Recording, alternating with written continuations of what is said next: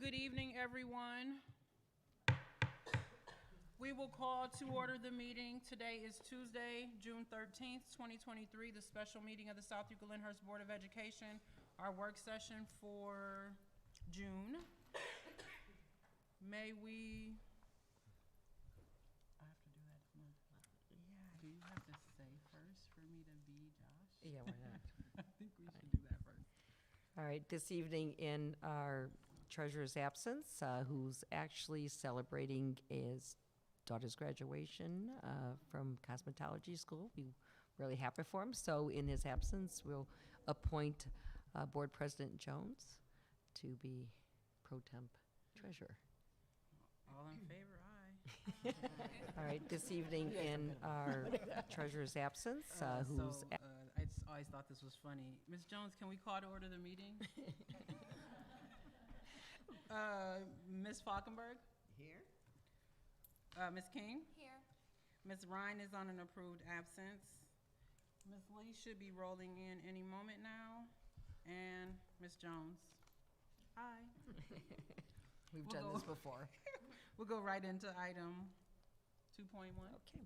I'm going to introduce our business director of business affairs, Mr. Carl Williamson, who is going to talk for a few minutes and present some guests that we have here this evening.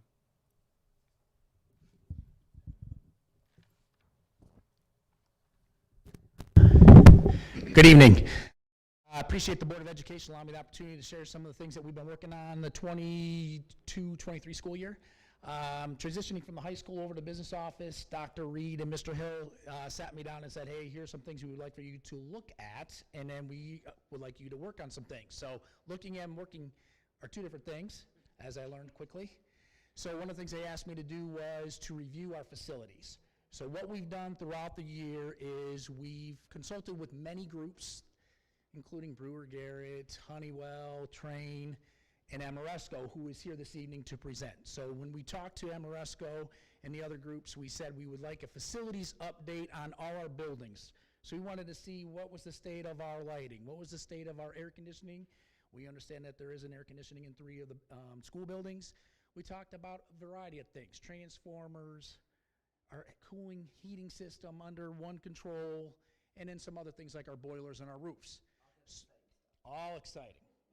So with that being said, when we sat down with Amoresco, I was quite impressed with their findings and their solutions. Amoresco was a leading green energy corporation in our country, maybe even global.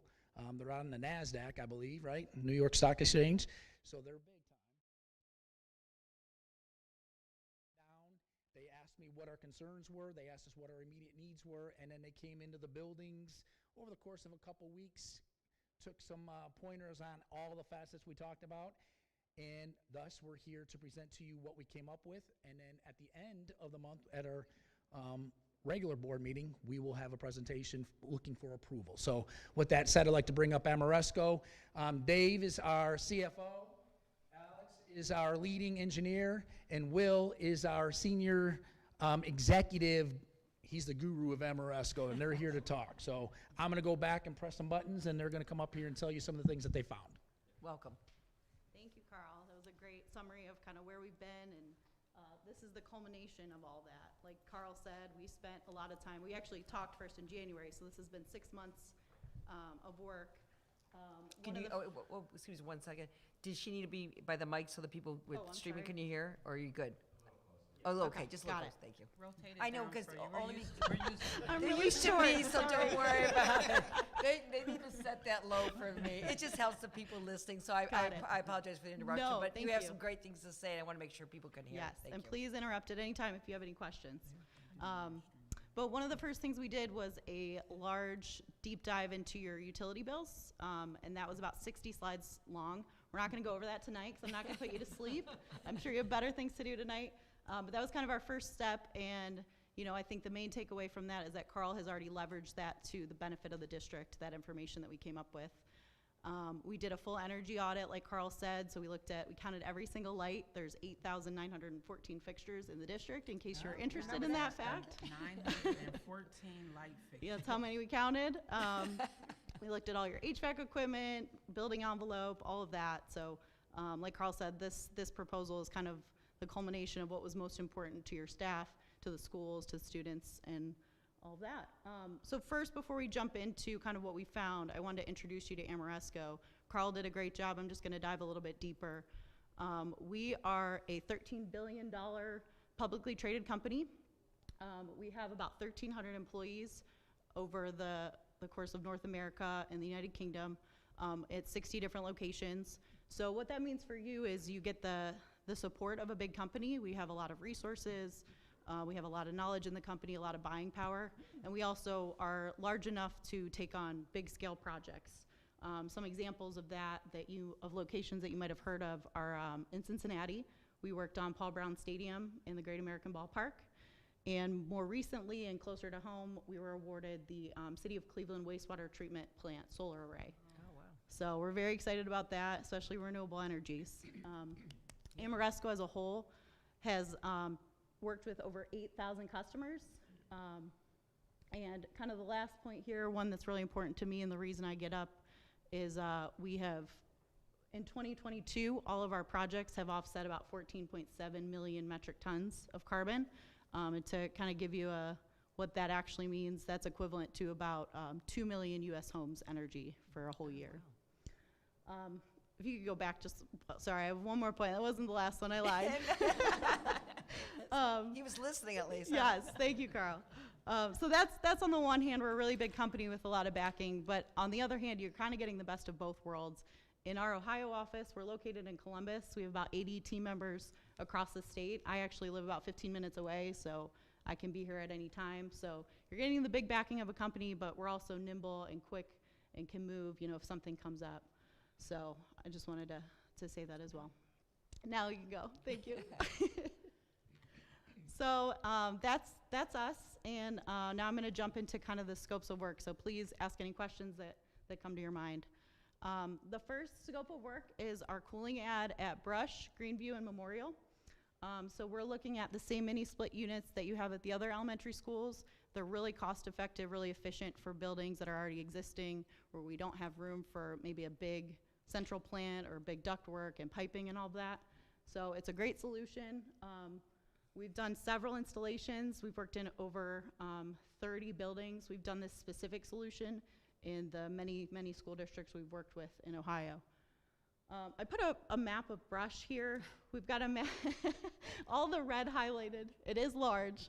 All the red highlighted spaces are the classrooms that we're putting these units in. As you can see, we're not putting them in hallways, we're not putting them in bathrooms or anything. But what we've found in our experience with these units is overall, the building humidity levels and temperature come down, even just putting them here in the spaces where we need them. Good. Yeah, go ahead.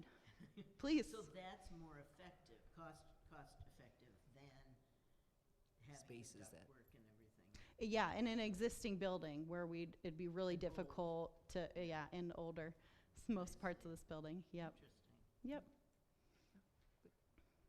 So that's the cooling addition. The next two scopes of work, the second one is LED lighting. So Carl and his staff have done a really, really great job. As you're adding spaces, he's speccing LED lighting. As things are failing, you're putting LED lighting. But there is still a significant portion of the buildings that are still the older technologies, fluorescent, metal halide. So like I said, we counted every single light and inventoried. Anything that is LED will stay, but anything that's left to be retrofit, that's included in this scope. So when I say retrofit, what I mean is the picture in the top left, that fixture is gonna look the same because it's in really good shape, but we're gonna take out the tubes and put LED tubes in, take out the ballast, which is a maintenance point of failure, and we're gonna drop the wattage by about 2/3, so significant energy savings in an LED lighting project. Sorry, we got the controls. The third one is the controls. No, you're good. You guys have 3 different types of building control systems in the district. There's a Honeywell that's from about 1996, 1998. That's the top right picture. That's what that front end looks like. There's no web access, so someone has to be here on site to look at it. That's the majority of the buildings. You also have a train system for the new units in the elementary school, and then a tritium system for the new Haas gym unit that was just put in. So in order for someone on Carl's staff to look at just this building, they have to log into 3 different systems. So makes it very cumbersome, you know, it's tough for the team to do that, to diagnose any problems. If they get a comfort call, you know, it's kind of takes a long process to figure out, okay, which system is that on? Let me go find that room and see what's going on.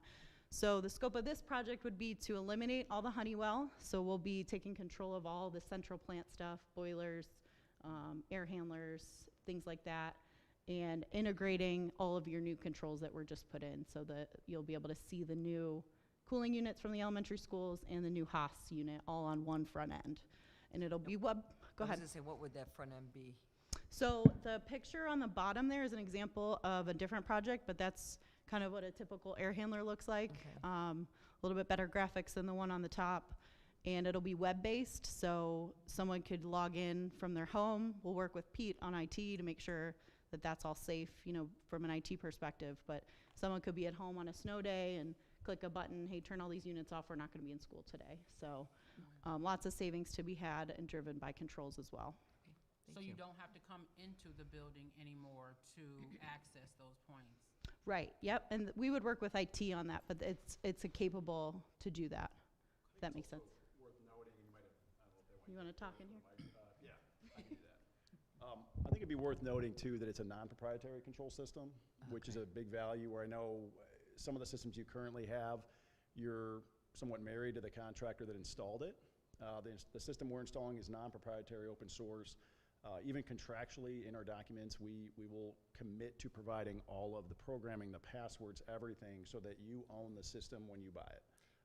And certainly we're here to support, and we'd love to earn the business of the district down the road, but ultimately it's your choice because you own the system, you have all the access that you would need, and obviously it drives a lot of life savings over the life of the No, I'm system. glad you pointed out. That's actually a point I wanted to make. With it being non-proprietary, will Yeah. actually give a little bit more ownership to Yes, what yeah, we absolutely. want. Okay, thank you.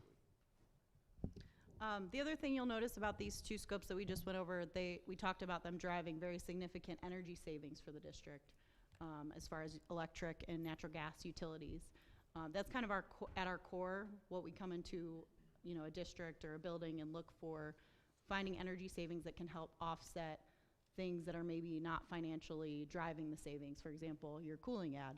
So that's what we're looking at here with these 3 scopes.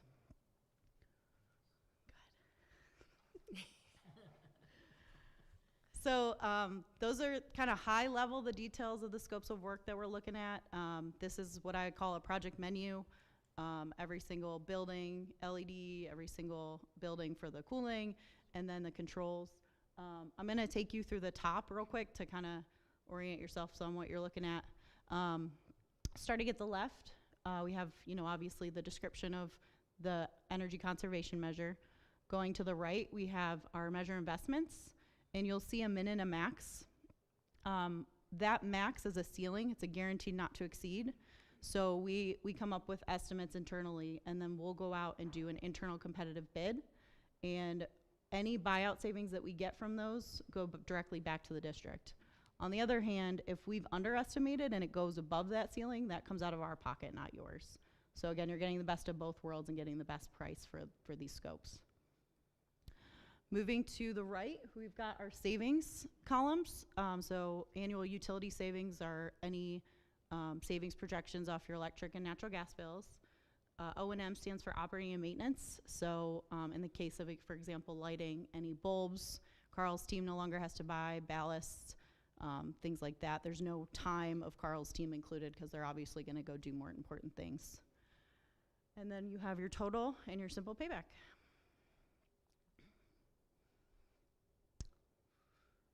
Any questions? The one thing I did forget to mention was for the cooling addition at Brush here, we do not have enough electrical capacity. So there is two B and C are electrical capacity upgrades. So this school has enough, you know, to serve that new load. But the other 2 schools were okay. But that's all included and figured out. The other two schools were okay? The other two schools were okay, especially with the lighting upgrade. We're dropping enough to be able to cover that. Even with Roland and the age? Roland, And, Memorial Pro, no, is it- Adrian, and Sunview are already done. So we're just looking at Brush, Greenview, and Memorial.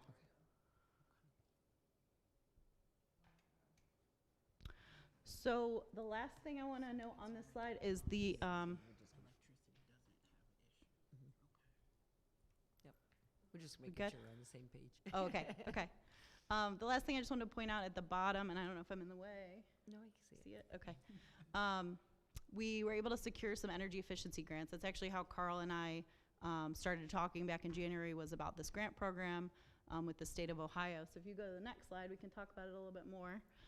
We were able to secure $192,939.10 actually in grant money.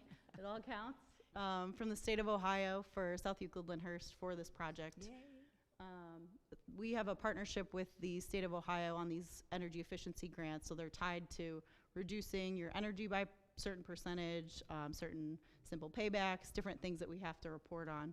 And Josh and Carl moved really quickly once we found out there was a last spot for this year, and we were able to get an application in, and we actually got all the approvals. So that's really great news I wanted to report tonight. Yeah, absolutely. And it's tied to the lighting energy savings. That was kind of the quickest and easiest way to get that application in quickly, and we'll handle all the reporting throughout the project and make sure the school district gets reimbursed for all that. So I do have a question. You talk about there's some existing LED lighting. yes, And that, so I think some of the question was when I first got here, we had replaced some of our original lighting as well. So, yes, yep, okay. absolutely. That's when you say they're already done. Yeah, there's the some previous areas. cycle of- Yep. Okay. Yeah, so like most of the, go ahead. Because we had that house bill. Dr. Reed asked me to look into that because she said, hey, LED lighting, when I came. So I sought 2 business managers ago and said, hey, what was the story with the lighting? They upgraded what they could to LED, and then they updated to the version just below LED. So that is why there is a varying difference That's in what what we have. So some of the buildings, they had the most archaic LED, and then they had the version right before LED. They said the specific lamp, I couldn't even quote T8, it off the top. Yeah, 28 there you watt go. probably. Bingo. So just for a record, earlier this week, we were requested from maintenance, hey, we need to go to Best or we need to go to Mars and we need to get $6,000 to $7,000 worth of those bulbs. I said, no, we're not doing that because we know we're coming up with this project, so. Well, yeah, thanks for explaining that, because I just want, again, I know some of you have been on the board for a while and everything, just wanted you to know that there's, when I first got here, we did do an upgrade, but obviously, in things like this, actually, it's probably 3 generations later, more, so. Well, and most of your exterior is all LED. There's a handful of things that aren't. A lot of the new renovations, like this space, is LED. So as you've been, renovating things, that's been changed over. And when was do you remember when that was? Probably 11 years ago, I think. Yeah, well, I've been here, yes, Yeah. that's exactly right, when I first got here, 11 Okay. years ago. Yeah. So those fluorescents are kind of designed to fail after a certain amount of hours. There's a graph that I could send to you that they tested a couple different manufacturers, and after a certain amount of hours, which is about 9, 10, 11 years for school districts based on their hours, they all plummet and fail. So this is really good timing because you're going to have to touch every single lamp in the district anyway. So Thank you for the clarification. absolutely. Thanks for the question. So your next question might be, okay, how long is this going to take? And I wanted to show you an estimated project schedule. So for the cooling additions, we are estimating we could do 1 building at a time, and we think we'll be done about fall 2024. That would be the goal. For the lighting, we'd be able to do those all at the same time, all the buildings start working, and we think that would be achievable by the end of the year. And then controls, we would again kind of stagger the buildings, go one by one. Controls would probably follow cooling for these 3 buildings because they'll need to do some work on that equipment and pull that equipment into the system. So we think they would be done shortly after the cooling addition. And if I could put context to that timeline, we were just talking about this to somebody in March or April then of 2020, we had passed our levy where 1 mil was put towards air conditioning, and that 1 mil accounts to about just $800,000, which is, this is millions of dollars to put it into the building. We've already completed 3 of our buildings, and if this timeline holds true, that's a pretty amazing short amount of time to get this type of project completed. You have to remember, when you do pass a levy in April of 2020, you do not collect that money until January of 2021. So that's still, if you look at the timeline again, we are being as responsible and as aggressive as we can, and saving money with regards to providing cooling additions and LED lighting to our district. So just for those that have context that are listening with regards to this project. So sounds exciting so far. I think I have one more for you. Thank you. We talked about that GMAX pricing on the menu slide. This is just kind of a visual representation of what I mean by that. We call it our open book pricing model. So this is an example, a case study of a project we did. The red is the budget we had for that scope of work along the bottom. The blue, you don't really need to read it. I know it's kind of blurry. That's just, don't worry about it. It's just the number of contractors that replied to that bid. And then the green is the buyout savings that we were able to achieve by driving that competition. And so in this case, they went and took that money. Obviously, it goes back to the district to do whatever you want, but they took that money and put a cooling coil in a cafeteria air handler that was put in the 60s with the intention of doing it shortly after, and it was never done. So it was a really good opportunity for them to get something done that they'd always wanted. So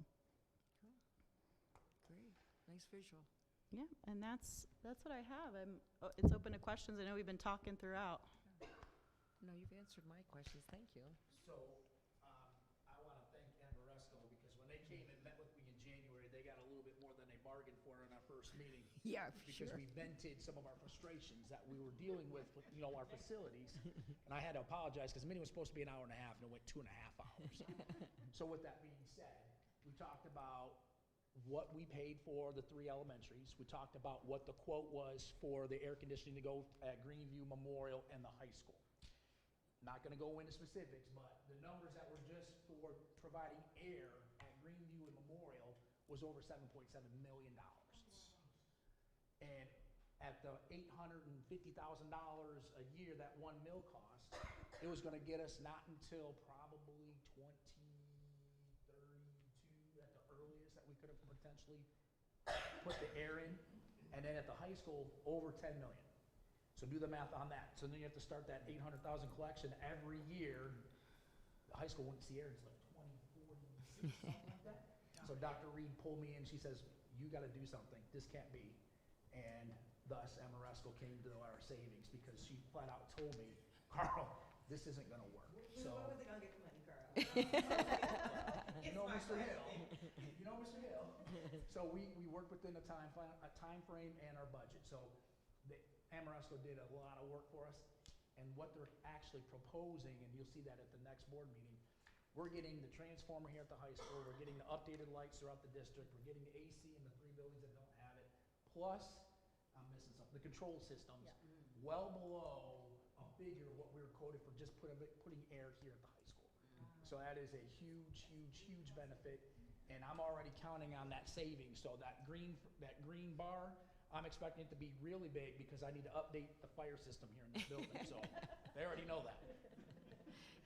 So we're on the. It's called, So I do want to say, just because we have outside listeners, just to be transparent, when we rolled out the process of establishing air conditioning in all of our buildings, that doesn't mean we already had a plan for how that was going to be done. We knew that we wanted it to be done, and in stages, we secure the entities to do that. Correct. So I don't want anybody sitting on the outside saying, they promised air conditioning and they didn't even have a clue what they were doing. This is a normal process. bidding process. Correct. too. Because when we declared air for buildings back then, one, prices can change, so you never would go out to bid a person for that with Plus the expectation The so far pandemic down hit, the which line. also threw things So I sideways. just want to be clear and say Yeah. that, because I don't want people feeling like, oh, now they're scrambling to get air, they didn't even have a plan. No, we don't get to this stage until we're ready to do that part. Right, So that's I just wanted to be correct. And clear we on have that. Yes. definitely kept our Yes. promise to the constituents that it was earmarked for air conditioning. And actually, we are, in my opinion, way ahead of schedule to, on a project of this size and the savings that we have. So really, really happy with what I'm hearing. So. And I think that's realistic, because when you think about buying a car, if I say I'm gonna buy a car in 5 years, I'm not going to Honda today to get a price. I mean, I'm gonna keep my money in line and get things in place, and then I'm gonna walk into Honda in 4.75 years to buy a car. So I just wanna be clear. You only had already no board meetings about it, even the dates, we never. Well, there's action behind it, so So, that's understandable. well, thank you. So, at the next board meeting, we'll put a proposal for you to approve, hopefully, and then you'll see Alex around campus, district-wide, on a regular basis, Will, and then we're gonna ask Dave to come up as well, because we don't want him to be a stranger. Well, So that's what's gonna happen. That's So it. Amaris, we appreciate you taking the time out of your evening, coming here this evening, and when it's such an important thing, it is important for our Board of Education and also our public to hear about something that's really important and an investment for our district, and so we'll review it, the proposal, and we'll let the board know. Well, thank you so much. Now, you're welcome. Now, Alex, you're an engineer, right? Yes. So as you see students around the grounds, let them know you're an engineer. That's Because when I think of an engineer, I wouldn't think of, when I think of an engineer, you're inside a lab and you're always doing some work. So that's very encouraging to see a female. I'm not trying to be funny, but a female. I appreciate that. Yeah. Thank you. And a minority female. Yeah, so we appreciate So that. Thank you. congratulations to you. Yeah, Thank you. thank Thanks you. for your time. Thank you very much. Any questions after looking at it, just tell Carl. He knows how to get me. So nice meeting you. All right, we have a second presentation. Yes, sir. Thank you. Nice meeting you. Thank you. Okay, now we move to transportation. This is, just to let the board know too, if actually, boy, my administrative assistant, she keeps me on the ball. We have really already planned out most of our work sessions for the upcoming year and really want to highlight some of the different departments. So we thought this was a really good time with a lot of Ms. Williamson and the business department to highlight, because we really have a lot of great projects going on. So, but I think the second part will be about transportation, and so I'm going to give it back to you. All right, so transportation, one of the major cogs of our district, when we started the 22-23 school year, Dr. Reed asked me again, work on, one of the things she wanted me to do is look at the transportation piece. So we did a transportation audit where we reached out to the services of OSBA, and we contacted their transportation guru, Doug Palmer, great guy, very informational. Saw him down in Columbus in November. He came up and met with us, and then he conducted the audit. So a lot of the things that you see tonight in these documents came straight from the audit results. So overall, we did a nice job with our audit, but there were some things that we needed to work on. One of the things we needed to work on was we needed to update our transportation handbook. So that's this booklet here with the funky little school bus. In the transportation handbook, a lot of things related to ORC, Ohio Revised Code, and OAC, Ohio Administrative Code. So we made sure that we had this, and the goal for this is simply for you to approve this at the next board meeting, so that in August, when we have our opening meeting with our drivers, I'm gonna go over, we're gonna review the book collectively, they're gonna sign in, they're gonna sign off that they have their booklet, and then we're gonna have that as a record keeping. That was one of the findings that was recommended for best practice from our audit, so we're gonna implement that. So as you take a look at the handbook, the table of contents goes from everywhere from appearance, public relations, alcohol controlled substances testing requirements. That's necessary. That's not only state but federal code. And it goes all the way down to harassment on the school bus, reporting suspected child abuse and neglect, pre-trip, post-trip, general radio procedures, and bus cleanliness. So if you take a look at this, this will go over everything. We took a lot of information that other districts have utilized in terms of what they do for their transportation. And we didn't recreate it, we just tweaked it to make it fit our model, because our drivers and our system deserve that as well. So that is a handbook. That's for our drivers. That's internal. This document, the transportation guidelines, another finding from the audit, hey, you might want to update your administrative guidelines. So we did this. So what we did, back in 2016, I believe, the board approved transportation guidelines. This is for our principals, this is for our parents, this is for our students, this is for those individuals that we service transportation in our community. That includes the parochial and private schools, okay? So this document is going to be shared and reviewed with our principals at the August retreat. I'm just gonna ask for 15 minutes from Dr. Reed's agenda, so we can give them this document, and then give them expectations for making sure they post it online, and then how we're going to make sure that everybody has access to this. And this basically goes over what we expect on a bus, students and their expected behavior. Because riding a bus is a privilege, it's not a right. And we're gonna make sure that we conduct that. So this is what we came up with, and, you know, Lee Heitman and her department was very helpful in the development of this. Debbie Arndt, Lori Rogers, and my office were very helpful in coordinating this as well. So, this is the final product. There might be a little bit of a format issue when we converted it, so if there is, I apologize. I fully anticipated Ms. Falkenberg sending me something in red highlights. I can live with that. I'll make sure it's updated by the board meeting. at the end of the month. So that is my piece.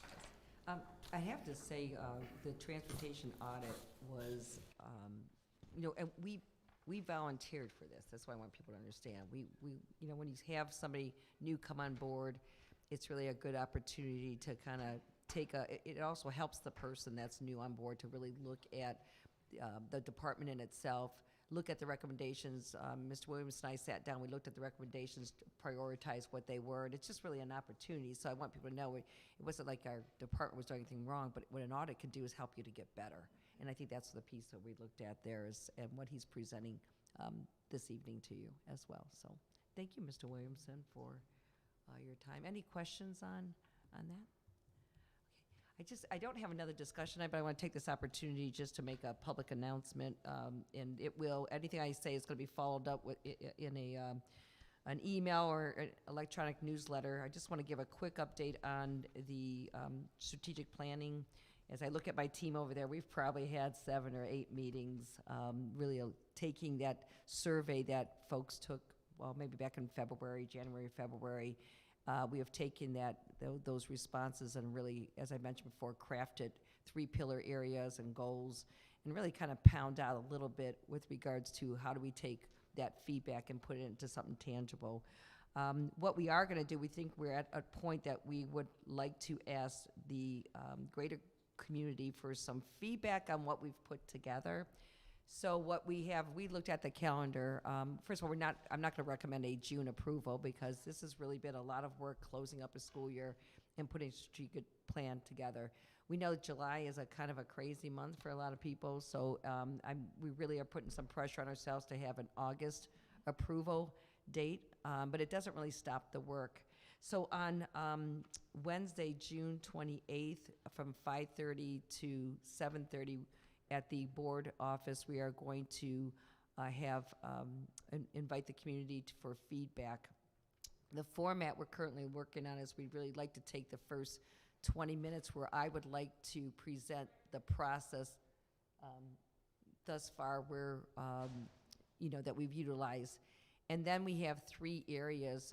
The first pillar we looked at was prepared for success, and which is pretty much, I guess, what I'm going to say, the academic piece of a strategic plan. The second part, which really came out really big in the survey, was the student experience and the student environment. That would be pillar number 2. And the third one is really about relationships and stakeholder relationships. So what we were thinking about doing is after anybody that can come that we're going to invite and also push out to as an announcement to the public, we would take them through our process. And then we thought maybe every 20 minutes, instead of splitting people up with what they might be interested in, we thought it might be better if everybody goes for 20 minutes to pillar 1.